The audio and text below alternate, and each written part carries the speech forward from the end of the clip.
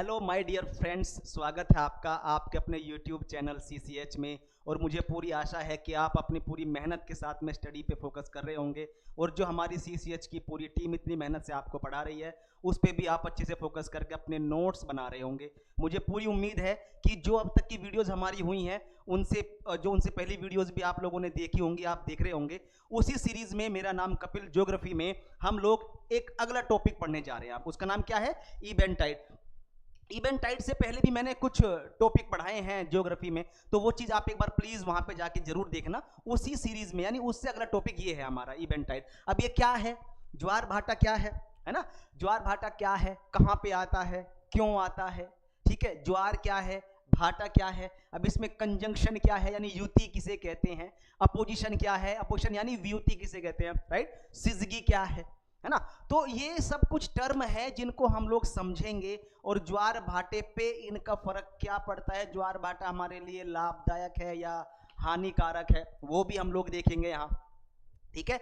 और इससे जुड़ी कुछ और भी बातें, हालांकि इसके कुछ प्रिंसिपल भी चलते हैं, है ना, कुछ सिद्धांत भी होते हैं। वो सिद्धांत हम जानबूझ के नहीं पढ़ेंगे यहाँ पे क्योंकि इतना कुछ लेना देना है नहीं, है ना। हमें ज्योग्राफर या साइंटिस्ट नहीं बनना है, हमें बस एग्जाम क्वालिफाई करना है, दैट्स इट, ठीक है। जो काम की चीजें हैं वो सारी की सारी आपको यहाँ पे मिल जाएंगी। बाकी कुछ बातें एडिशनल जो मैं आपको यहाँ बताने के लिए आया हूँ। ओके गाइस, मेरा नाम है कपिल, तो आइए करते हैं शुरू। ज्वार भाटा, इवेंटाइड, इवेंटाइड, ज्वार भाटा। ओके, तो देखते हैं जी आगे। जैसे पहले आप इस टॉपिक को, गाइस इस टॉपिक को बिल्कुल धीरे से देखिए, या मैं कहूँ गौर से देखिए। एक सूरज आपको यहाँ पे दिखाई देगा, ये रहे सूरज देवता एक, ठीक है। ये रहा चंद्रमा, ये रही हमारी पृथ्वी, और ये जो लाइट लाइट ब्लू दिख रहा है आपको, ये पानी का लेवल है ना। देखो ये पानी का लेवल, अगर मैं यहाँ पे हल्का सा पेन दूसरा यूज करूँ, ये वाला, ठीक। ये देखो, ये यहाँ पे ये हमारी अर्थ है, ये ऐसे करके, और ये पानी का लेवल है, ये ऐसे करके, ऐसे देखो यहाँ पे, है ना। आपको लाइट लाइट ब्लू दिख रहा होगा, ये ऐसे करके, ये ऐसे करके, ऐसे करके, ऐसे करके, राइट। अब देखो ये जो पानी का लेवल है यहाँ पे कम है, यहाँ पे ज्यादा है। इसका मतलब ये जो पानी का लेवल यहाँ से उठा है, इसको आप लोग क्या बोल देंगे? टाइड। टाइड में भी कौन सा टाइड? हाई टाइड, ठीक है। High tide, high tide. High tide को भी आप लोग क्या बोलते हो? थोड़ा सा साफ साफ लिखूंगा, स्प्रिंग टाइड बोलते हो। स्प्रिंग टाइड मतलब ऊंचा ज्वार बोलते हो जी आप इसको, ऊंचा ज्वार बोलते हैं, ठीक है। अब यहां पे ये जो पानी का लेवल नीचे गया है, इसको आप लोग क्या बोल देते हो? नीप टाइड। नीप टाइड, नीप टाइड का मतलब निम्न ज्वार। यहां तक कोई डाउट आपको? बिल्कुल, अभी जस्ट समझो बस आप, थोड़ी सी बात ना, ज्यादा प्रेशर नहीं लेना। तो ये जो पानी का लेवल, जो सी लेवल बढ़ा है, इसको आपने क्या बोल दिया? ज्वार। यहाँ पे अच्छा, यहाँ पे क्यों आया?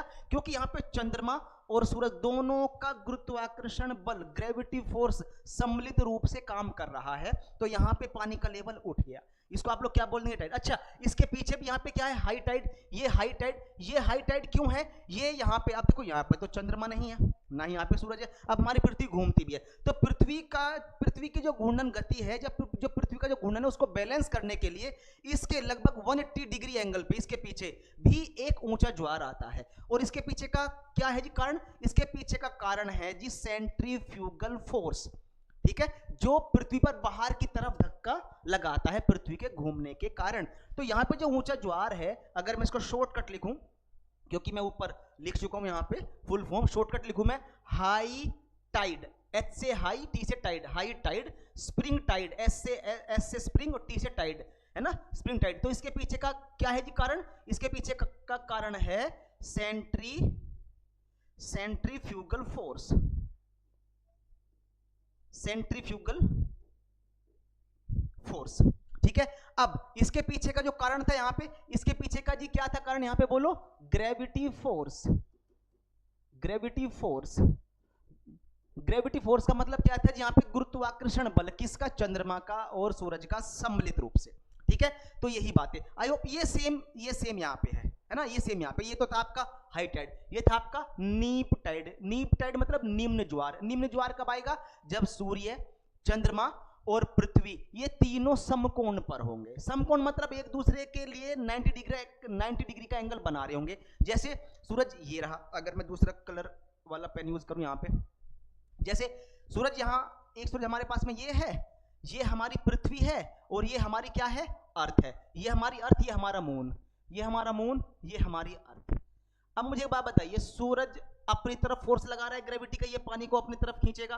चंद्रमा अपनी ओर लगा रहा है फोर्स, ठीक है, कौन सा, गुरुत्वाकर्षण बल, तो ये पानी को अपनी तरफ खींचेगा। इसका मतलब ये अपनी तरफ पानी खींच रहा है, ये अपनी तरफ पानी खींच रहा है। बिल्कुल सिंपल लैंग्वेज में मैं अगर आपको समझाऊं तो इसका मतलब यहाँ पे ज्यादा ऊंचा ज्वार नहीं आएगा, ज्वार तो आएगा लेकिन ज्यादा ऊंचा नहीं आएगा। क्लियर है? क्योंकि यहाँ पे क्या है, ये सूरज, ये चंद्रमा, ये क्या है जी, ये 90 डिग्री पर है, और एक दूसरे के यानी अगर मैं कहूं कि चंद्रमा इधर फोर्स लगाएगा और आपका सूरज इधर फोर्स लगाएगा, तो समकोण पर होने की वजह से फोर्स अलग अलग डायरेक्शन में लग रहा है यहाँ पे, तो प्रॉपर कहीं पे भी ऊंचा ज्वार नहीं आएगा। इसको बोलते हैं समकोण स्थिति, ठीक है। और इसका रिजल्ट क्या होगा, इसका रिजल्ट होगा जी नीप टाइड, नीप टाइड, यानी इसका रिजल्ट होगा निम्न ज्वार। क्लियर है? ये तो मैंने कुछ आपको थोड़ी सी बातें बताई, बाकी इससे आगे भी हम लोग देख लेते हैं जी। यहाँ देखिए, आई होप ये कुछ आपकी समझ में आया होगा डायग्राम, इसको आगे देख लेते हैं। अब देखो यहाँ पे आप देख रहे हैं कि यहाँ पे हाई टाइड है, यहाँ पे लो टाइड है। मैंने क्या बोला कि ज्यादा ऊंचा ज्वार नहीं आएगा, ठीक है ना, आगे तो थोड़ा बहुत तो आएगा यहाँ पे। अब यहाँ पे देखो, इसके बारे में और पढ़ लेते हैं। ये है सूर्य, सूर्य व चंद्रमा, है ना, इसको थोड़ा सा ऐसे लिखेंगे, थोड़ी सी एरर है लिखने में। सूर्य व चंद्रमा की आकर्षण शक्तियों के कारण सागरीय जल के ऊपर उठने, जब सागर का जल ऊपर उठेगा, तो उसको बोल देंगे क्या, टाइड। और जब ज्यादा ऊंचा उठ जाएगा तो उसको आप लोग क्या बोल देंगे, हाई टाइड, हाई टाइड। और हाई टाइड को आप क्या बोल देते हो जी, स्प्रिंग टाइड। ठीक है, यहां तक कोई डाउट? ओके। और गिरने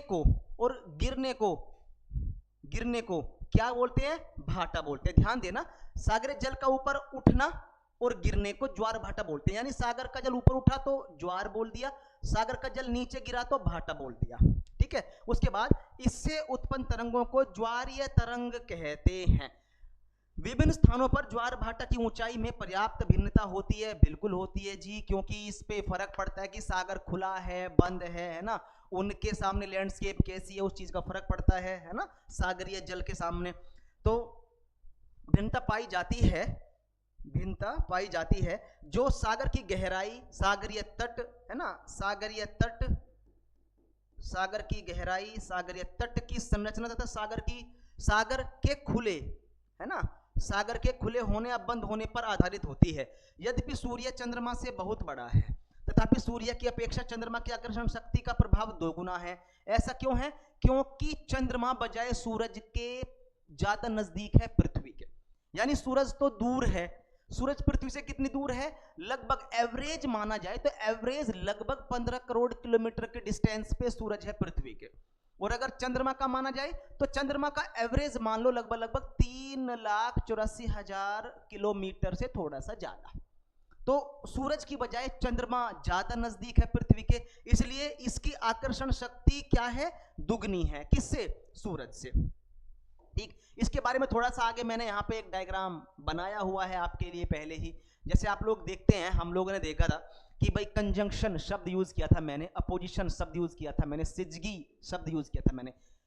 कंजंक्शन का मतलब ये वही अवस्था है जो सूर्य ग्रहण की अवस्था होती है। सूर्य ग्रहण की अवस्था कौन सी होती है? जब सूर्य, चंद्रमा, पृथ्वी एक सीध में हो, चंद्रमा की छाया पृथ्वी पर पड़े, तो जहां पे छाया पड़ेगी वो शेडोड पार्ट जिसे अम्बरा कहते हैं, उस वाले भाग पे क्या लगेगा जी, सूर्य ग्रहण। और यही होती है कंजंक्शन, यानी यहां पे पृथ्वी पे एक जगह पे क्या आ रहा होगा, ऊंचा ज्वार, और उसके ठीक अपोजिट लगभग 180 डिग्री पे भी क्या आ रहा होगा, ऊंचा ज्वार आ रहा होगा। यानी कंजंक्शन का मतलब क्या होगा जी, जब सूर्य, मून और अर्थ तीनों एक सीध में हो तो क्या आएगा, वहां पे ऊंचा ज्वार। इसका मतलब चंद्रमा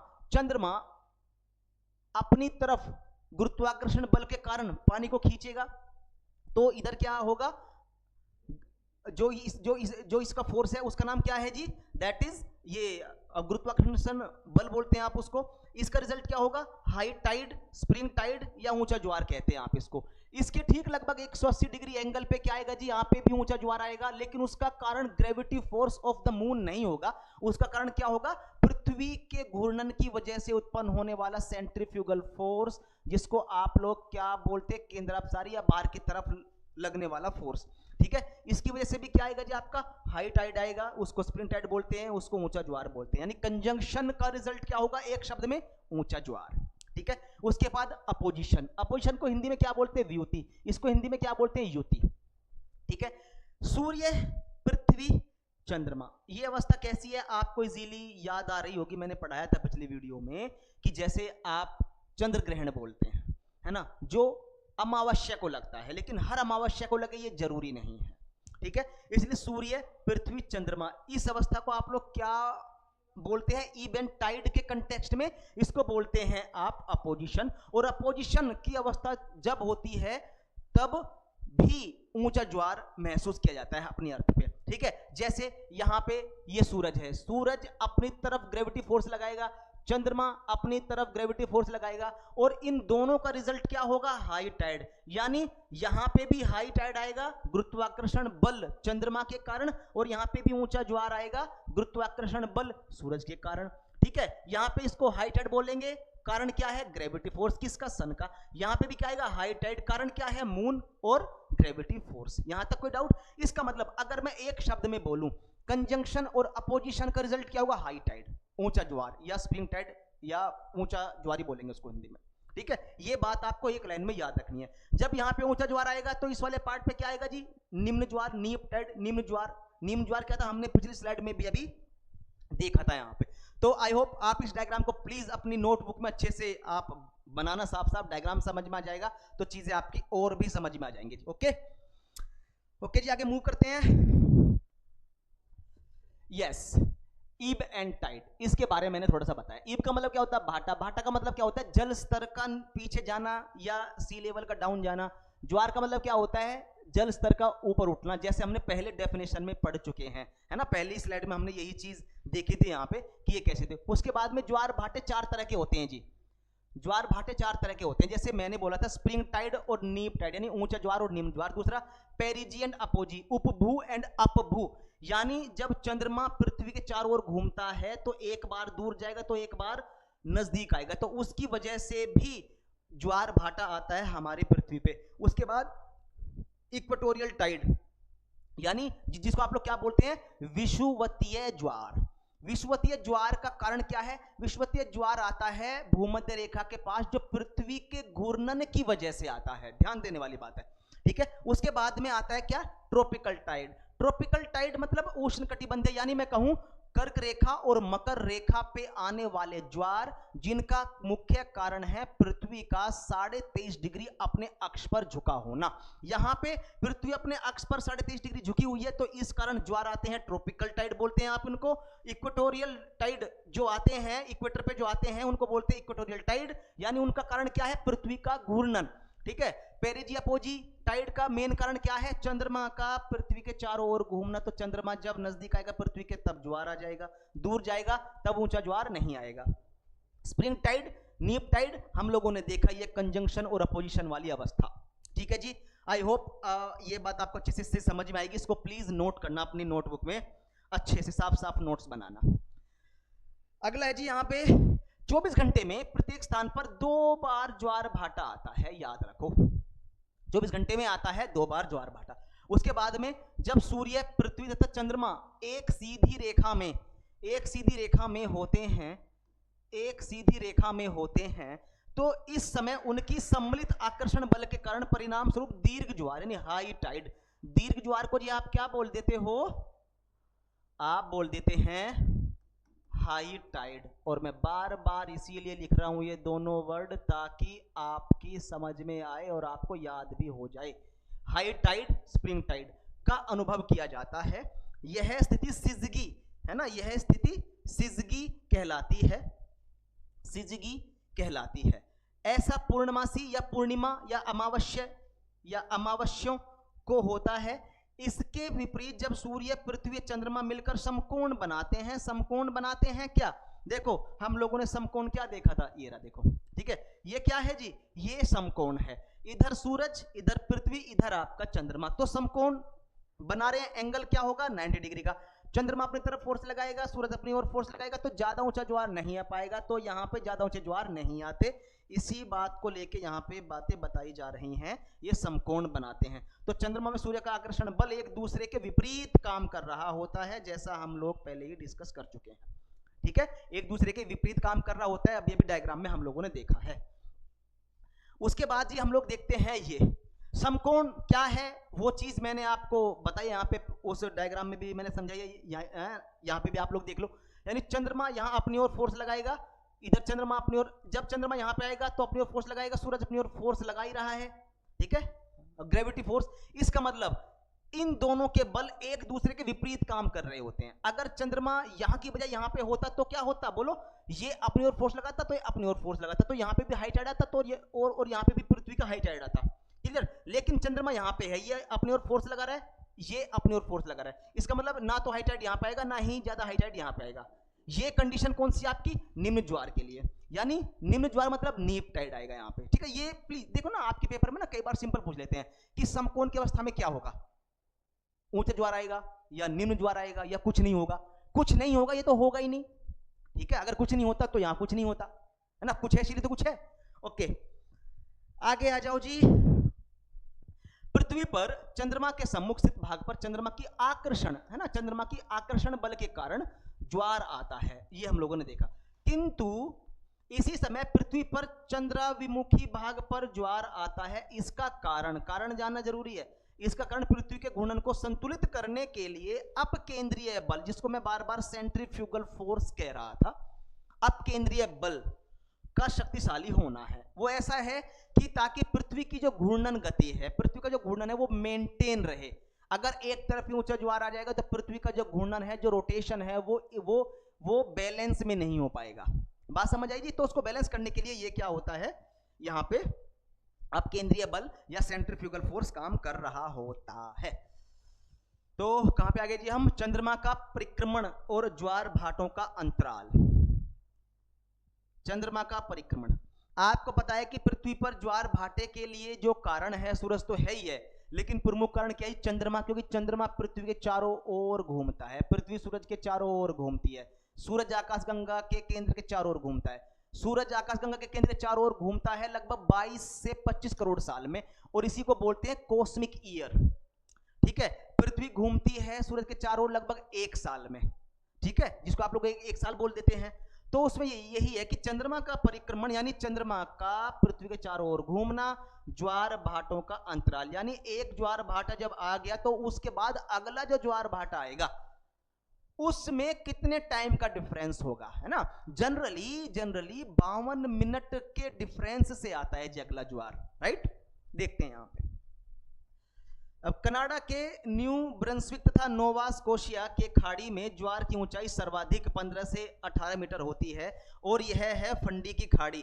यानी इनके पास में कौन सी खाड़ी है? फंडी की खाड़ी। इसका मतलब ये हुआ कि ये जो फंडी की खाड़ी है, ये जो फंडी की खाड़ी है, यहां पे दुनिया का सबसे ऊंचा ज्वार आता है। यानी शॉर्ट फॉर्म में लिखूं HT यानी हाई टाइड, ST यानी स्प्रिंग टाइड, और ये आता है लगभग कितना? 15 से 18 मीटर। पूरी दुनिया में सबसे ज्यादा ऊंचा हाई टाइड यहीं पे आता है जी। इसको मैं थोड़ा सा और साफ लिखूं तो ठीक, ये आता है लगभग 15 से 18 मीटर ऊंचा। पूरी दुनिया में सबसे ऊंचा ज्वार आता है यहाँ पे फंडी की खाड़ी में। कहां पे है जी? ये कनाडा में, राइट। जबकि भारत के ओखा तट कहां पे है? गुजरात में। ये 2.7 मीटर ऊंचा ज्वार आता है यहाँ पे, ठीक। अब इंग्लैंड के साउथ कोस्ट पे, इंग्लैंड के दक्षिणी तट पे एक साउथहैम्पटन एक जगह है जहां पे 4 बार ज्वार आता है जी। ये दुनिया में अनोखी घटना है ना। 4 बार क्यों आता है देखते हैं यहाँ पे। दरअसल यहाँ पे ना होता इसलिए है कि 2 बार तो वो इंग्लिश चैनल को पार करके जाता है, इंग्लिश चैनल को 2 बार, और 2 बार उत्तरी सागर को पार करके वहां पर पहुंचता है ना, नॉर्थ सी को पार करके पहुंचता है, इंग्लिश चैनल को पार करके पहुंचता है। इसलिए वहां पे 24 घंटे में 4 बार ज्वार आता है। पूरी दुनिया में अकेली एक ऐसी जगह साउथहैम्पटन इंग्लैंड में, है ना, वहां के साउथ कोस्ट पे। तो ये बात अगर चाहें वैसे तो मेरे हिसाब से तो ये बात आपको याद रख लेनी चाहिए, जरूरी है। ओके, उसके बाद में आप देखिए, नदियों को बड़े जलयानों के लिए नौ संचालन योग्य बनाने में, नौ संचालन योग्य बनाने में ज्वार सहायक होते हैं।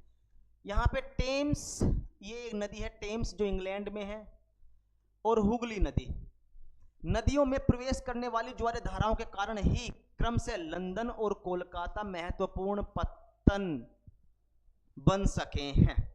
एक बार पढ़ लो, समझाता हूं। नदियों द्वारा लाए गए अवसाद भाटा के साथ बहकर समुद्र में चले जाते हैं, इस प्रकार डेल्टा निर्माण की प्रक्रिया में बाधा पहुंचती है।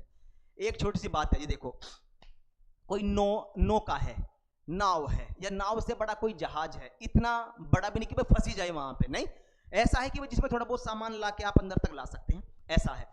सपोज नदी का जल स्तर कम है, अब वो जहाज उसमें नहीं आ पाएगा। अब ज्वार आया, उसमें नदी में जल स्तर बढ़ गया, इसका मतलब जो जहाज वहां पे नहीं आ सकता था वो जहाज आ जाएगा अंदर तक। जब वो जहाज अंदर तक आ जाएगा तो अंदर तक माल की सप्लाई हो सकेगी, या माल को वहां से लोड करके वापस जा सकेगा। इसका मतलब नौ संचालन में या जहाज के संचालन में जो शिप होते हैं ना छोटे वाले, उनके संचालन में भी ये क्या होगा जी, हेल्पफुल रहता है। प्लस दूसरी बात, जो भी कोस्टल रीजन में जो भी कचरा होता है या जो भी गंद टाइप की चीजें वहां पे पड़ी रहती है, तो उनको भी अपने साथ बहा के ले जाता है समुद्र में। इस कारण ये समुद्र तट को साफ रखने में भी इंपॉर्टेंट रोल प्ले करते हैं, ठीक है। लेकिन इसके नुकसान क्या है, जो कचरा वो समुद्र में लेके जाएगा भाई वो वहां पे सड़ेगा ही ना। जब वो वहां पे सड़ेगा तो जाहिर सी बात है, जो जानवर वहां पे रहते हैं जिनकी अपनी एक अलग समुद्री दुनिया होती है, उनके जीवन पे तो नेगेटिव इफेक्ट पड़ जाएगा ना, उनकी डेथ होनी शुरू हो जाएंगी अगर वो उसको खाएंगे तो। बात समझ आई, यानी प्रदूषण फैलेगा जल में। ये दूसरी बात ये है कि समुद्र का बढ़ा हुआ जल स्तर जब कोस्टल रीजन में आएगा, तटीय क्षेत्र में आएगा, तो आपको पता है कि समुद्र का जल होता है खारा। जब समुद्र का जल खारा होता है तो वो खारा जल वहां पे तटीय क्षेत्र में जो भी पानी के रिसोर्सेज होंगे उनसे मिलकर उसको भी खारा कर देगा। अगर वो ग्राउंड वाटर या भूमिगत जल के साथ मिल गया तो उसमें भी सैलिनिटी बढ़ा देगा, खारापन बढ़ा देगा। और जब वो जल वहां के खेतों में आसपास में जाएगा तो वहां की क्षारता को भी बढ़ा देगा, यानी वहां पे मिट्टी का उपजाऊपन कैसा होगा जी, कमजोर पड़ जाएगा। और जब मिट्टी का उपजाऊपन कमजोर पड़ेगा तो जाहिर सी बात है मिट्टी की इतनी उत्पादकता नहीं रहेगी, और जब मिट्टी की इतनी उत्पादकता नहीं होगी तो जाहिर सी बात है इतनी बड़ी पॉपुलेशन का पेट हम कैसे भरेंगे, है ना। नेशनल फूड सिक्योरिटी एक्ट 2013 भी अपने आप में असफल साबित होता हुआ नजर आएगा अगर प्रॉपर वे में उत्पादन नहीं होगा, क्योंकि हम इंपोर्ट करेंगे तो हमारा ज्यादा पैसा विदेशों में जाएगा, हमारे पास फिर और तंगी आएगी, ठीक है। तो इसके कुछ साइड इफेक्ट भी हैं। दूसरी बात यह है, इसका फायदा यह भी है कि जब जल स्तर बढ़ता है, जैसे आप देख लो सुंदरवन डेल्टा में जब जल स्तर बढ़ता है तो वहां पे जो मछुआरे होते हैं वो सुंदरवन डेल्टा में उसी बढ़े हुए जल के साथ में अंदर सुंदरवन डेल्टा में अंदर तक जाके शिकार करके लाते हैं मछलियों का, कुछ और फ्रूट्स वहां पे है ना ले आते हैं इकट्ठा करके, और उसी के साथ पानी के साथ बहाव के साथ में वो फिर बाहर आ जाते हैं। तो ये इस तरीके से भी फायदेमंद है। दूसरी बात, ज्वार या ऊर्जा बनाने में भी योगदान है किसका, ज्वार भाटे का, है ना। ये जो आपके पास में गुजरात के पास में जो हमारे पास खाड़ी क्षेत्र है वहां पे इसके डेवलपमेंट की अच्छी संभावनाएं हैं ज्वार भाटे की, तो हमारे लिए एडिशनल एनर्जी का सोर्स हो सकता है। आपको पता है कि हमारे देश में ताप विद्युत है ना, यानी थर्मल पावर से ज्यादा ऊर्जा बनाई जाती है ना, और थर्मल पावर में भी लगभग 60% ऊर्जा, लगभग 60% के आसपास ऊर्जा बनाई जाती है किससे, थर्मल पावर से। और थर्मल पावर में भी सबसे ज्यादा यूज क्या होता है, कोयला, उसके बाद में नेचुरल गैस, उसके बाद में आपका ऑयल मतलब खनिज तेल। सीक्वेंस बता रहा हूं मैं आपको, याद रखना, पहले कोयला, फिर नेचुरल गैस, फिर आपका ये खनिज तेल। तो इससे क्या होता है कि प्रदूषण बढ़ता है, बात समझी। और प्रदूषण को कम करने के लिए तो पूरी दुनिया अब कटिबद्ध है, हम लोगों ने पेरिस एग्रीमेंट भी किया हुआ है 2015 में, है ना। ISA की अभी एक बैठक हुई थी, उसके बारे में भी हम लोग बातचीत कर लेंगे। तो ज्वार या ऊर्जा हमारे लिए एनर्जी का एक एडिशनल सोर्स हो सकता है जो हमारी ऊर्जा आवश्यकता को पूरी करने में अपना इंपॉर्टेंट रोल प्ले करेगा जी, ठीक। तो इसका मतलब यह है कि इसके फायदे तो हैं लेकिन इसके नुकसान भी हैं। ओके, देखते हैं। जल विद्युत के उत्पादन हेतु भी ज्वारीय ऊर्जा का प्रयोग किया जाता है। फ्रांस, जापान में ज्वारीय ऊर्जा पर आधारित कुछ विद्युत केंद्र स्थापित किए गए हैं। भारत में खंबात की खाड़ी और कच्छ की खाड़ी, खंबात की खाड़ी और कच्छ की खाड़ी को याद रखना, ये गुजरात में है कच्छ की खाड़ी, इसके विकास की अच्छी संभावनाएं हैं। यहाँ पे एक प्रोजेक्ट पे ना काम चल भी रहा है। तो हमारे पास में एनर्जी के जो सोर्स हैं जितने ज़्यादा होंगे जी, हमारी डिपेंडेंसी और कंट्रीज पे उतनी ही कम होगी, और जितनी डिपेंडेंसी हमारी कम होगी उतनी ही हमारी संप्रभुता की हमारी रक्षा हो सकेगी। ठीक है, किसी और के ऊपर डिपेंडेंट होना शोषण को बढ़ावा देता है। इसके कई सारे एग्जाम्पल है हमारे पास में, एग्जाम्पल क्या है देखते रहेंगे आगे। इसलिए सेल्फ एम्पावरमेंट, सेल्फ रिलायंट होना बहुत जरूरी है। इसी प्रकार महीने में एक बार चंद्रमा का संपूर्ण अप्रकाशित भाग पृथ्वी के सामने होता है, तब चंद्रमा दिखाई नहीं देता। इसे अमावस्या या न्यू मून कहते हैं। जब सूर्य, पृथ्वी और चंद्रमा एक सरल रेखा में होते हैं तो इस स्थिति को युति, व्युति, कंजंक्शन, सिजगी या अपोजिशन कहते हैं। ठीक, और देखो इसके बारे में मैं पहले ही आपको बता चुका हूं डायग्राम में। तो जो मैंने आपको डायग्राम में बताया है वो चीज यहां पे लिखी हुई है, बस इतना फर्क है, बाकी चीजें सेम है। डायग्राम आपने समझा अच्छे से, तो चीजें आपकी अच्छे से यहाँ पे समझ में आ गई होंगी, है ना। चलिए जी आगे देखते हैं। तो सूर्य की रोशनी चंद्रमा तक नहीं पहुंच पाती, पृथ्वी की छाया के कारण उस पर अंधेरा छा जाता है। इस स्थिति को चंद्र ग्रहण कहते हैं। चंद्र ग्रहण हमेशा पूर्णिमा की रात को होता है। ये मैंने आपको पिछले जो टॉपिक हुए हमारे ज्योग्राफी के वहां पे पढ़ाया है जी। पूर्णिमा की रात को होता है। सूर्य ग्रहण की स्थिति तब बनती है जब सूर्य पृथ्वी के बीच चंद्रमा आ जाए, पृथ्वी पर सूर्य का प्रकाश न पड़कर चंद्रमा की परछाई पड़े। सूर्य ग्रहण यानी सूर्य ग्रहण है जी, सूर्य ग्रहण हमेशा अमावस्या को होता है। देखो इसमें ना वही बात है, सूर्य ग्रहण कब होगा? जब चंद्रमा की छाया पृथ्वी पे पड़े, सीधी सी बात है। यानी जब सूर्य, चंद्रमा, पृथ्वी एक सीध में हो तो सूर्य ग्रहण यानी न्यू मून यानी सोलर एक्लिप्स। जब सूर्य, पृथ्वी और चंद्रमा एक सीध में हो तो उसको बोलते हैं फुल मून, यानी उसको बोलते हैं आप चंद्र ग्रहण, उसको है ना, और वो होता है कब? पूर्णिमा को।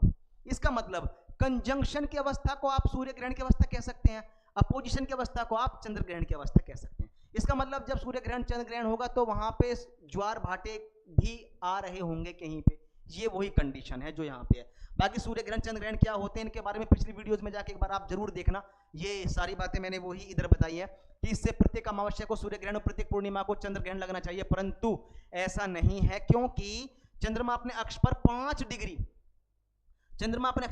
झुका हुआ है। जब चंद्रमा और पृथ्वी एक ही बिंदु पर परिक्रमा पथ में पहुंचते हैं तो उस समय चंद्रमा अपने अक्ष झुकाव के कारण, इंपॉर्टेंट है, अक्ष झुकाव के कारण थोड़ा आगे निकल जाता है।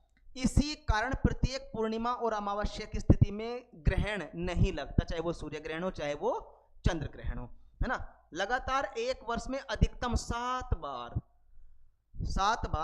चंद्र ग्रहण एवं सूर्य ग्रहण की स्थिति उत्पन्न हो सकती है। ये हल्का सा याद रख लेना जी आप कि एक साल में अधिकतर 7 बार चंद्र ग्रहण या 7 बार सूर्य ग्रहण लग सकते हैं। अब ऐसा बिल्कुल मत सोचना कि 12 अमावस्या आती है साल में तो 12 पूर्णिमा आती है, भाई नहीं। अब इसमें कारण क्या है कि सूरज, ये जो चंद्रमा है हमारा, ये 5 डिग्री झुका हुआ है अपने अक्ष पे, तो थोड़ा सा आगे निकल जाता है ये, इसलिए हर पूर्णिमा या हर अमावस्या को ग्रहण नहीं लग पाता। ओके गाइस, ओके, तो देख लेते हैं थोड़ा सा और आगे। पूर्ण सूर्य ग्रहण देखे जाते हैं परंतु पूर्ण चंद्र ग्रहण प्राय नहीं देखा जाता क्योंकि सूर्य, चंद्रमा एवं पृथ्वी के आकार में पर्याप्त अंतर है। सूर्य ग्रहण, देखो सूर्य ग्रहण प्रॉपर देखते हैं, चंद्र ग्रहण प्रॉपर नहीं देखा है ना, देखा जाता क्योंकि चंद्रमा पृथ्वी और सूरज के मुकाबले काफी छोटा है ना साइज में। सूर्य ग्रहण के समान या सूर्य ग्रहण के समय अत्यधिक मात्रा में पराबैंगनी किरणें उत्सर्जित होती हैं, इसीलिए नग्न आंखों से या नंगी आंखों से सूर्य ग्रहण नहीं देखा जा सकता या नहीं देखना चाहिए। पूर्ण सूर्य ग्रहण के समय सूर्य के परिधीय क्षेत्रों में हीरक वलय की स्थिति होती है, मतलब उसके चारों ओर रिंग सी है ना, एक व्हाइट प्रकाश सा आपको देखने को मिलता है, उसको बोलते हैं डायमंड या हीरक वलय। ठीक है जी, तो ये थोड़ी सी बातें, हालांकि सूर्य ग्रहण, चंद्र ग्रहण क्या है ये हम लोग देख चुके हैं पहले ही। और यहाँ पे जो मैंने आपके लिए पूरा इस टॉपिक का जो क्रक्स बनाया है, हल्का सा क्रक्स बनाया है कि जो थोड़ा सा आप देख सकते हैं कि जो चीज़ आपको ज़्यादा याद रखनी है वो, बाकी टॉपिक तो मैंने आपको समझा ही दिया है। ये जैसे हाई टाइड स्प्रिंग टाइड या ऊंचा ज्वार कब आएगा? जब या तो कंजंक्शन की अवस्था हो या अपोजिशन की अवस्था हो, यानी कंजंक्शन यानी युति, अपोजिशन यानी वियुति। सिजगी मतलब सिजगी, इन दोनों में से कोई भी एक अवस्था हो सिजगी कहलाती है ना। या तो देखो सूरज को हम लोग अगर स्टेगनेंट मान लें, ये रहा सूरज, चंद्रमा पृथ्वी, सूरज पृथ्वी चंद्रमा, ठीक है, दो कंडीशन, दोनों में से कोई सी भी हो लेकिन तीनों एक सीध में हो, भले ही आगे पीछे हो, डजंट मैटर, तो वो अवस्था कहलाती है सिजगी। लेकिन अगर कंजंक्शन बोला जाए तब क्या होगा? कंजंक्शन बोला जाए तो मतलब आप सूर्य ग्रहण को याद रखो, सूर्य ग्रहण कब लगता है? यानी जब सूर्य के बीच में, सूर्य और पृथ्वी के बीच में चंद्रमा आ जाए, तो वो अवस्था कौन सी होगी? कंजंक्शन। इसका मतलब कंजंक्शन और अपोजिशन दोनों को क्या आएगा जी? आपका हाई टाइड आएगा, स्प्रिंग टाइड आएगा। वर्ल्ड में कहां पे आएगा? फंडी की खाड़ी में आएगा। फंडी की खाड़ी कहां पे है? ये देश है ना, प्यारा सा देश है, प्यारा तो खैर नहीं है आजकल, इससे हमारे इससे थोड़े से ठीक नहीं चल रहे हैं। और हाइट कितनी है? 15 से 18 मीटर की हाइट पे आता है। दुनिया में सबसे ऊंचा ज्वार फंडी की खाड़ी में, जो है कहां पे? कनाडा में। जस्टिन ट्रूडो यहां का है जी चीफ इस देश में। खैर, ओखा कोस्ट गुजरात 2.7 मीटर, यानी मैं कहूं इंडिया में ओखा कोस्ट यानी ओखा तट पे सबसे ज्यादा, यह सबसे ज्यादा ऊंचा आता है। हाइट हाइट कहां पे? ओखा कोस्ट में। ओखा कोस्ट कहां है? गुजरात में। हाइट कितनी है उसकी? 2.7 मीटर, ठीक है। अब ये एक है नीप टाइड, यानी निम्न ज्वार कब आएगा? जब ये तीनों समकोण की स्थिति में होंगे, ठीक, समकोण बना रहे होंगे। जब समकोण बनाएंगे यहां पे तो क्या होगा? ये इन सूर्य का और चंद्रमा का ग्रेविटी फोर्स एक दूसरे के विपरीत काम कर रहा होगा, इस वजह से कहीं पे भी ऊंचा ज्वार नहीं आएगा, ठीक है गाइस। तो ये बातें आपको, ये डायग्राम भी याद रखना है और इससे पिछले वाला डायग्राम भी याद रखना है। ओके, सो आप लोगों का बहुत बहुत धन्यवाद कि जो आप जुड़े हुए हैं, जुड़े रहे हैं, और पूरी सीसीएच की टीम, हमारी पूरी टीम आपके सिलेक्शन के लिए प्रॉपर वे में अच्छे कंटेंट के साथ में, जो आपको व्हाट्सएप पे भेजा जा रहा है ग्रुप में, टेलीग्राम पे भेजा जा रहा है ग्रुप में, वहां से भी आप कलेक्ट कर सकते हैं, पढ़ सकते हैं, यहाँ पे वीडियोस भी देख सकते हैं। ये सारी की सारी एक्टिविटी हमारी टीम के द्वारा, सीसीएच परिवार के द्वारा आपके सिलेक्शन को सुनिश्चित करने के लिए की जा रही है। तो आप इस अवसर का पूरा फायदा उठाइए जी, ठीक है। उम्मीद करता हूं आप बेहतर रखेंगे अपने आप को, स्वस्थ रखेंगे अपने आप को, अपने बीच भटकाव लेके नहीं आएंगे, और अब की बार सिलेक्शन हो इस तरीके से अपने आप को आप तैयार कर रहे होंगे। मेरी तरफ से यानी हमारी पूरी टीम की ओर से आप लोगों के लिए पूरा सहयोग रहेगा। आपकी क्लासेस जैसे ही चलती रहेंगी, बाकी बने रहिए, पढ़ते रहिए, अच्छे से नोट्स बनाते रहिए, बाकी अपना ख्याल रखिए। Okay, thank you.